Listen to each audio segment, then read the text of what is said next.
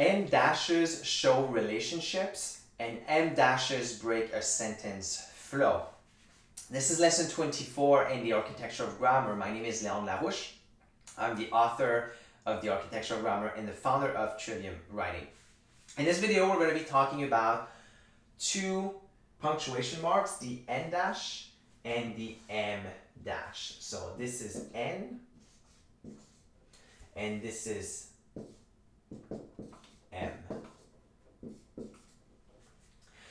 So these look pretty similar, but they are in fact very different. And so this one is a little shorter, this one is a little longer. So let's start with the N dash and what it does. So the N dash,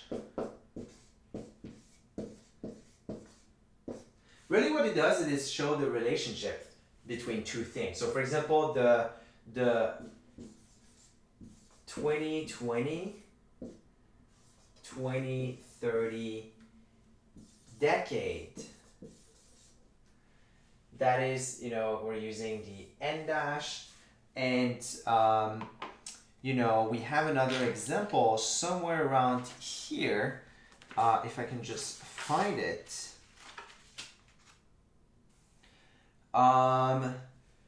It could be a debate, it could be a conflict, it could be the New York,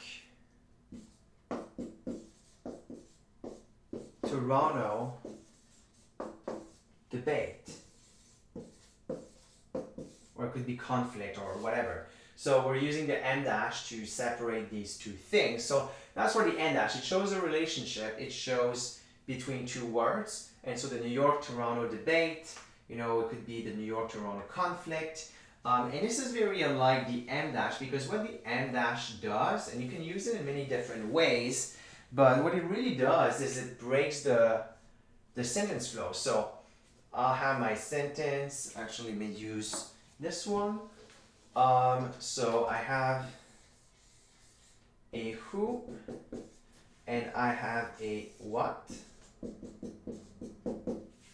and then I add something else. So Léandre just loves spending time in New York City alone.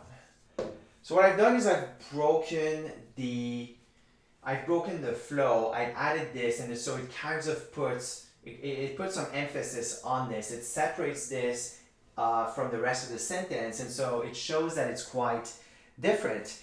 Now we can also use the M dash as a form of parentheses. We're going to talk about parentheses in the next video, and we're going to see that they indicate non-essential information. But essentially, what we can do here is, in the middle of a sentence, we'll have things in our sentence here, and then we're going to open this. We're going to open it with an M dash, and then have something, and so what is in here is non-essential. So non-essential. So for example,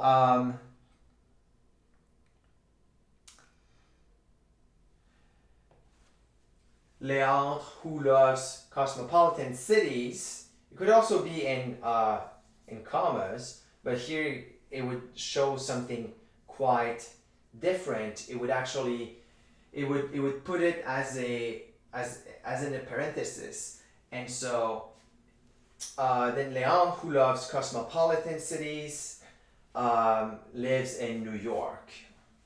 So that would be it. Léandre and all of his friends love New York City.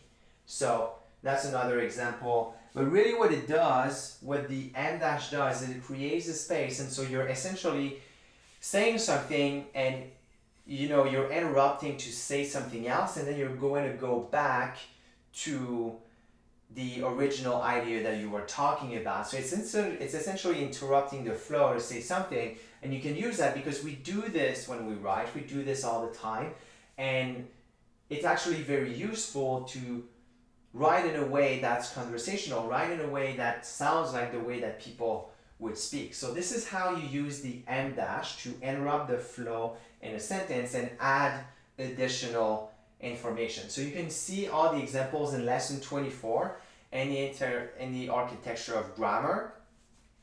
And so make sure that you see all the different ways in which you can use the em dash as well as the en dash.